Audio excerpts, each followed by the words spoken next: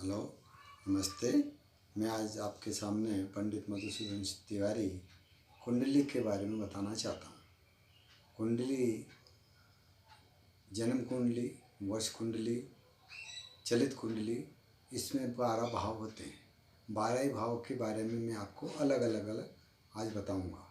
कुंडली में मेन प्रश्न लग्न, प्रश्न लग्न में भी लग्न क्या है, चर है, स्थिर है, द्वितीय भाव, इनके बारे में आपको अलग अलग बताऊंगा। कुंडली में प्रथम भाव से लेकर के 12 भाव तक 12 भाव होते हैं। 12 भाव का अलग अलग फल होता है। कुंडली में पहले भाव को बोलते हैं तन भाव। तन भाव में शरीर की सारी स्थिति के बारे में जानकारी ली जाती है। दूसरा होता है धन भाव, इसमें धन के बारे में विचार विमर्श किया जाता है। तीसरा भाव होता है पराक्रम स्थान, उसमें भाई पराक्रम के बारे में बात। चौथा भाव होता है मातृ, उसमें मातृ सुख देखा जाता है। पंचम भाव विद्या बुद्धि एवं संतान के बारे में उसमें विचार विमर्श किया जाता है। छठा भाव होता है रोग दोष बीमारी सीमारी शत्रु, इसके बारे में छठे भाव के बारे में विचार विमर्श किया जाता है। सप्तम भाव इसके आगे आता है। सप्तम भाव में पत्नी स्त्री सुख के बारे में, जया, इसके बारे में इसका विचार विमर्श किया जाता है। अष्टम भाव आयु स्थान होता है, इसमें आयु के बारे में विचार विमर्श किया जाता है। नवम भाव भाग्य भाव होता है, इसमें भाग्य भाव के बारे में सारा विचार विमर्श करके देखा जाता है। दशम भाव होता है कर्मेश, दशम भाव को कर्म के बारे में, व्यापार धंधा नौकरी व्यवसाय सभी के बारे में 10वें भाव में से देखा जाता है। 11वां भाव होता है आय भवन, आय भवन में इसके बारे में विचार विमर्श किया था। और 12वां भाव होता है व्यय भाव, व्यय भाव को देख करके सारी कुंडली का फलादेश दिया जाता है। इसके आगे हम आपको बताएंगे कुंडली में पहले भाव को कैसे कैसे देखा जाता है। फिर कुंडली में त्रिकोण भाव 9वां 5वां स्थान त्रिकोण स्थान बोला जाता है। त्रिकोण भाव की जो दृष्टि होती है उससे कुंडली का फल देखा जाता है। लग्न भाव त्रिकोण भाव, इससे देख करके फिर इनकी ग्रहों की दृष्टि, जो जो ग्रह जिस स्थान पे पड़े हुए हैं उनकी दृष्टि, पूर्ण दृष्टि क्या है, त्रिकोणात्मक दृष्टि क्या है, उसके बारे में फल देखकर विचार विमर्श किया जाता है। आगे हम आपको अभी इसके बारे में एक एक भाव के बारे में अलग अलग बताएंगे।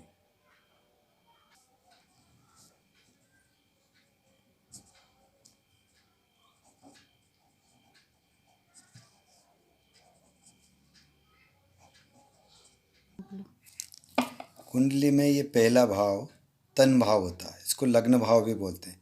ये लग्न कुंडली का मेन पॉइंट होता है। तन भाव इसको बोलते हैं। इसमें शरीर की सुंदरता, आचार विचार, इससे इसका तन भाव से देखा जाता है। इसमें द्वितीय भाव आता है धन भाव, इसमें धन की स्थिति के बारे में विचार किया जाता है कि लग्न कौन सा है, इसमें कौन सी राशि बैठी हुई है और कौन सा ग्रह यहाँ बैठा हुआ है, उसके बारे में विचार करके धन भाव के बारे में इस धन घर से, इस स्थान से धन का विचार विमर्श किया जाता है। तीसरा भाव होता है इसका पराक्रम, तीसरे भाव को पराक्रम स्थान बोलते हैं। बहन भाई का स्थान भी होता है तीसरे भाव को। इसमें कौन सा ग्रह पड़ा हुआ है, कौन सी राशि पड़ी हुई, उसी हिसाब से देख करके इस कुंडली के बारे में विचार विमर्श किया जाता है। इसके बाद आगे आता है चतुर्थ स्थान। चतुर्थ स्थान को माता स्थान बोलते हैं, मातृ, इसमें मातृ सुख देखा जाता है। लग्न से चौथा स्थान मातृ का स्थान होता है, इसमें माता का सुख देखा जाता है। और कुंडली के चौथे स्थान में माता का सुख सारी देखने के बाद पंचम स्थान आता है। पंचम स्थान को संतान विद्या बुद्धि का स्थान बोला जाता है। संतान विद्या बुद्धि के स्थान में कौन सी राशि पड़ी हुई है, कौन सा लग्न है और कौन से ग्रह इसमें पड़े हुए हैं, उन ग्रहों के बारे में विचार करके फिर लग्न कुंडली का, जन्म कुंडली का फलादेश किया जाता है। इसके आगे पंचम स्थान के बाद छठा स्थान आता है। छठे स्थान में हम शत्रु, बीमारी, रोग दोग, इसको सारा छठे भाव से इसका विचार विमर्श किया जाता है। छठे भाव में लग्न कौन सा है, छठे भाव में राशि कौन सी हुई और यहाँ पर कौन सा ग्रह पड़ा हुआ है, उसी ग्रह के अनुसार, राशि के अनुसार इस घर का फल के बारे में विचार विमर्श किया जाता है। इसके बाद छठे स्थान के बाद सप्तम स्थान आता है, इसको बोलते हैं पत्नी स्थान।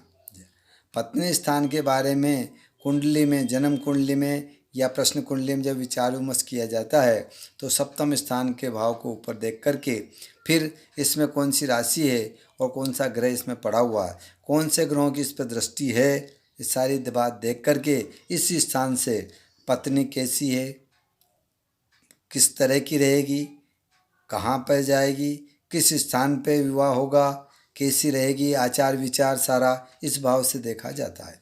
इसके पश्चात सप्तम स्थान के बाद आयु स्थान आता, तो अष्टम स्थान से आयु के बारे में विचार विमर्श करके कुंडली देखी जाती है। कुंडली के बारे में जो विचार विमर्श किया जाता है वो अष्टम स्थान से होता है।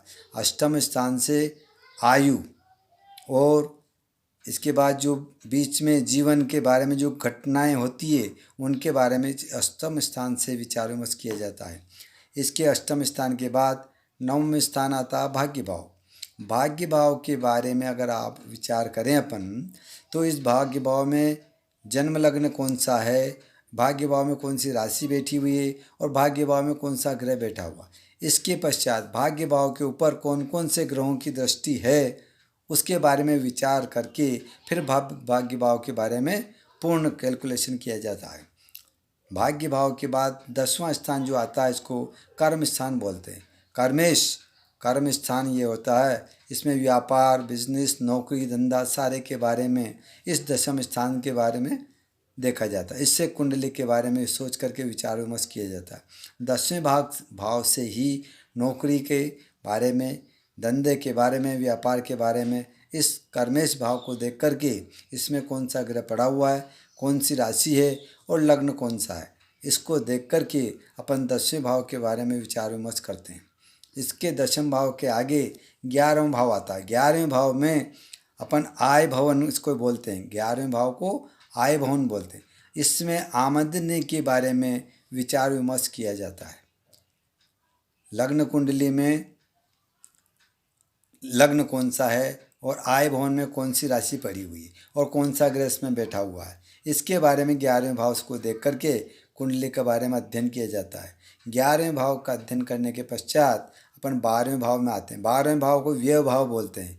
व्यय भाव को खर्च का घर बोलते हैं। इसमें कौन कौन से ग्रह पड़े हुए हैं, कौन सी राशि है, उसी के बारे में विचार विमर्श करके फिर इसका फलादेश किया जाता है। यहाँ तक है संभव 3रा स्थान, 6ठा स्थान और 11वां स्थान, इन स्थानों में जितने भी पाप ग्रह होते हैं ज़्यादा शुभकारी फल देने वाले होते हैं। इसको केंद्र भाव बोलते हैं। 1, 4, 7 और 10 ये चारों स्थान केंद्र भाव बोलते हैं। और 5वां 9वां स्थान त्रिकोणात्मक भाव बोला जाता है। त्रिकोण की दृष्टि त्रिकोणात्मक भाव होता है। इनसे विचार करके कुंडली का अध्ययन किया जाता है। इसके आगे जब हम देखते हैं कि ये लग्न भाव है, इससे 7वां स्थान पत्नी का स्थान होता है, इसी से चतुर्थ स्थान माता का स्थान होता था और 10वां स्थान पिता का स्थान होता है।